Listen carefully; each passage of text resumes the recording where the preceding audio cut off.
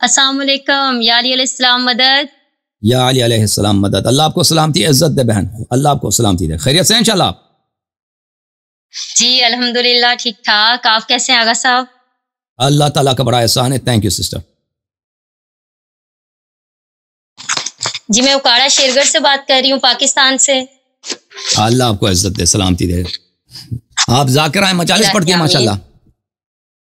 جی ماشاءاللہ سے, مولا کا کرم ہے. ماشاءاللہ. اللہ آپ کو سلامتی دے, عزت دے بہن.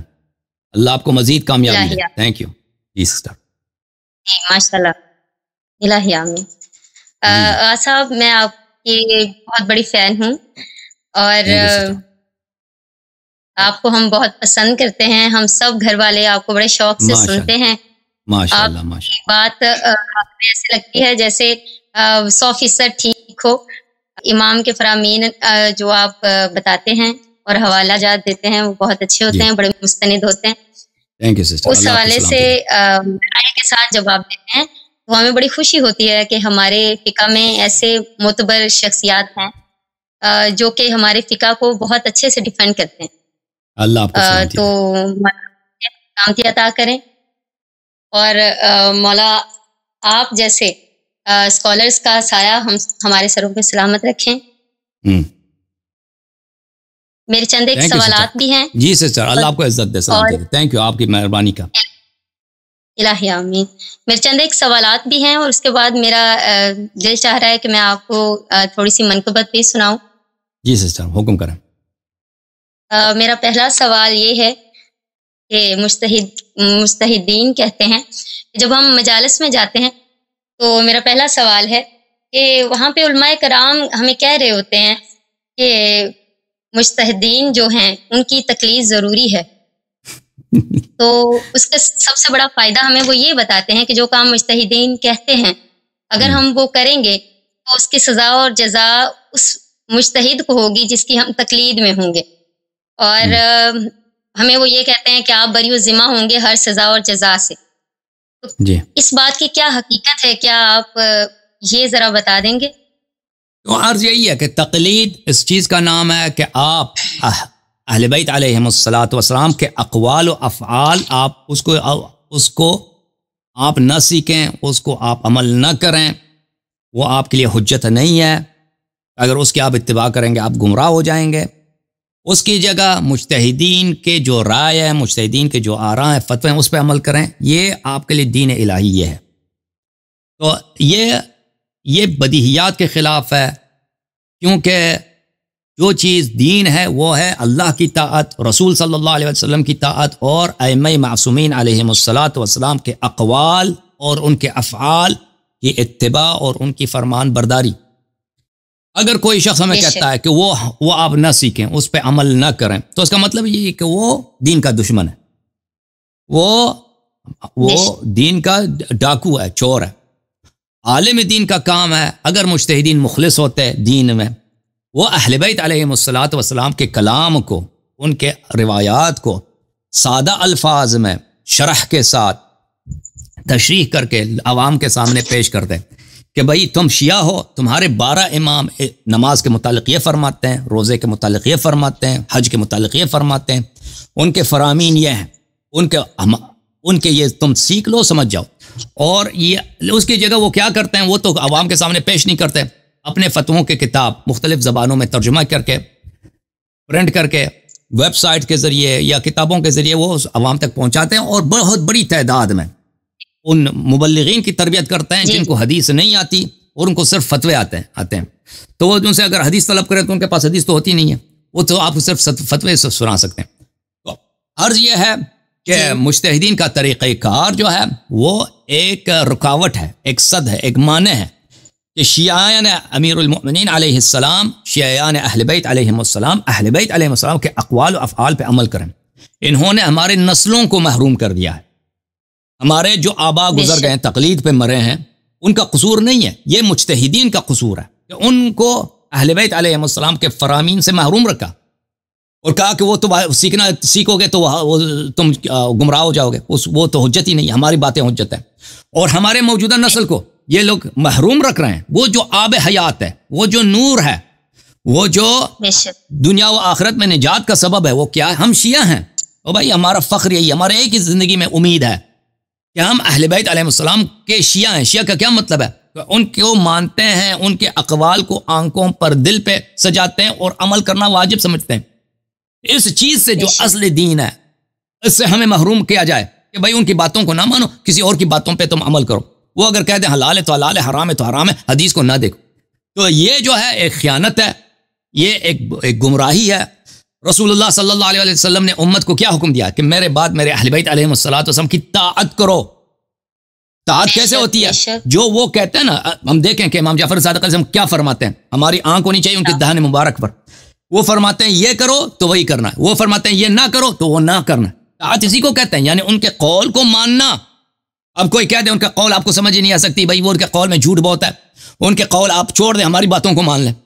تو یہ تو واضح بات ہے، یہ بہت ہی اتنا بڑا فراڈ ہے، اتنا بڑا ایک دھوکہ ہے، ایک فریب ہے شیعوں کے ساتھ. اور یہ کون کر رہا ہے؟ شیعہ علماء عوام کے ساتھ کر رہے ہیں، شیعہ عوام کے ساتھ. شیعہ علماء اگر مخلص ہوتے ہیں ان کا کام یہ ہے کہ اہل بیت علیہم السلام کے اقوال کو، بھئی اردو زبان میں کیوں آپ ترجمہ نہیں کرتے؟ اردو زبان میں اس کو کیوں شرح نہیں کرتے؟ کیوں اس کے کلاسز نہیں رکھ؟ آپ توضیح المسائل کو کر سکتے ہیں ترجمہ. امام جعفر صادق علیہ السلام کے فرامین کو کیوں ترجمہ نہیں کر سکتے؟ اس کو کیوں نہیں پیش کر سکتے؟ اور عوام کیوں سمجھنے سے قاصر ہو؟ عوام بخوبی کیوں، یہ اللہ نے کیسا دین بھیجا کہ لوگ سمجھ ہی نہیں سکتے بھائی جب تک تم 40 سال حوزے میں نہ جاؤ. تو یہ ان کی جہالتیں ہیں میری بہن. یہ جو علماء فرماتے ہیں، بلکہ علماء کہتے ہیں، بولتے ہیں اپنے مجالس میں کہ تقلید ضروری ہے. اس یہ تقلید کی حقیقت کو پہچان لو. تقلید ایک باطل امر ہے، یہ اللہ اور رسول صلی اللہ علیہ وسلم سے اعلان جنگ ہے. کیونکہ تقلید کیا ہے کہ تم احادیث کو نہ چیڑو، احادیث کو نہ سیکھو، احادیث پہ ایک غیر معصوم اس کے کلام کو مان لو. یہ ہم پیغمبر کو چھوڑ کے، ائمہ اطہار علیہ السلام کو چھوڑ کے مولوی کی بات ہماری حجت ہو، یہ کس امام نے کہا؟ یہ کون سا عقل کہتا ہے؟ ٹھیک ہے نا. یہ وہی ہے بھائی، بالکل جسے غاصبین فدق نے فدق غصب کیا، غاصبین امامت کو نے خلافت کو غصب کیا. یہ بھی غصب امامت کا ایک نیا کھیل ہے جو خود شیعہ مولوی انہوں نے آغاز کی ہے اس کی. جی بہن. بے شک بہت اچھی آپ نے بات کی ہے اور سمجھ میں بھی آتی ہے. دوسری میری بات یہ میں کرنا چاہوں گی کہ جو لوگ یہ کہتے ہیں نام کی ہی ضروری ہے لازمن طور پہ، ہمارے 12ویں امام آخر الزماں علیہ السلام کے بعد مرجعیت کا نظام کس نے رکھا تھا اور اس کا بانی کون ہے؟ مجھے تو یہ بھی انہوں نے لوگوں نے ایک بہت بڑی جھوٹ مشہور کر دی ہے کہ اہل بیت علیہ السلام نے مرجعیت کا نظام لے کے دیا. اہل بیت علیہ السلام نے کوئی مرجعیت کا نظام نہیں دیا، یہ لوگوں نے خود بنا دیا. ان لوگوں نے خود بنا، جیسے ابو بکر کو رسول اللہ صلی اللہ علیہ وسلم نے خلیفہ نہیں بنایا، اس نے خود اپنے آپ کو خلیفہ بنایا عمر کے ساتھ مل کے. ٹھیک ہے نا. اسی طرح مرجعیت ہم یہی تو کہہ رہے ہیں ہماری بات کہ بھئی یہ کسی حدیث، اسی لیے ابھی تو آدمی جو آیا تھا نا کہ کیا کہہ رہا تھا اس کی حدیث نہیں ہے، بس عقل سے ثابت ہے. حدیث نہیں ہے اس کی عقل، یعنی اہل بیت علیہ السلام نے نہیں دیا، پر اگر حدیث نہیں ہے تو اہل بیت علیہم السلام نے مرجعیت نہیں دیا. ٹھیک ہے نا میرے بیان. تو یہ ان لوگوں کا ایک جھوٹ ہے کہ اہل بیت علیہ السلام نے اپنے علاوہ دوسروں کو مرجع کس کو بولتے ہیں؟ مرجع یعنی اس کا قول آپ کے لیے حجت ہے. صرف اہل بیت علیہ السلام حجت ہے. اہل بیت علیہ السلام نے کبھی نہیں بولا کہ ہماری بات آپ کو سمجھ نہیں آ سکتی اس لیے آپ ہماری باتوں پہ عمل نہ کریں، کسی اور کا شخص کا بات وہ آپ کے لیے حجت ہے. کبھی یہ نہیں بولا. اہل بیت علیہ السلام نے فرمایا کہ ہماری باتوں کی اطاعت کرو، ہماری باتوں کو سیکھ لو. ہر شخص پہ، چاہے وہ دیہاتی ہے، چاہے شہری ہے، چاہے مرد ہے، چاہے عورت ہے، چاہے جوان ہے، چاہے بوڑھا ہے، اس پہ واجب ہے کہ ہماری باتوں کو سیکھ لیں. اور فرمایا کہ شیعہ علماء پہ فرض ہے کہ ہماری باتوں کو بغیر اضافے کے، بغیر کم کیے ہوئے جوں کا توں عوام تک پہنچا دیں، ان کو سمجھا دیں. اگر یہ کریں تو اللہ تعالیٰ قیامت کے دن ان کو ایک ایسا حلہ پہنائے گا، ایک ایسا لباس پہنائے گا کہ اس کے ایک داغا اس پوری دنیا کے جتنا میں اس میں سونا چاندی ہے اس کی قیمت ادا نہیں کر سکتی. جو اگر وہ یہ شخص کام کرے کہ اہل بیت علیہ السلام کی تعلیمات کن کو پہنچا دے؟ شیعوں تک پہنچا دے. اہل بیت علیہ السلام کی باتوں کو شیعوں تک پہنچا. تو اہل بیت علیہ السلام نے نہیں فرمایا کہ ہماری باتیں تو سمجھ ہی نہیں آ سکتی جی، کسی اور کی بات حجت ہے. کبھی نہیں فرمایا. فرمایا کہ ہم آسان بات کرتے ہیں، نحن معاشر الانبیاء نکلم الناس علی قدر عقولہم، ہم ان لوگوں کے عقل کے مطابق بات کرتے ہیں.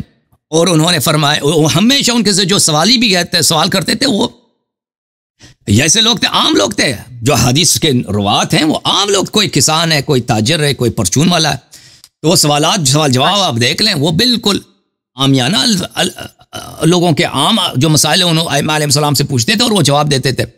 تو عرض یہ ہے کہ اہل بیت علیہ السلام کی اتباع واجب ہے، ان کے علاوہ مرجعیت کہ کوئی اور شخص 12 اماموں کے علاوہ وہ حجت ہے.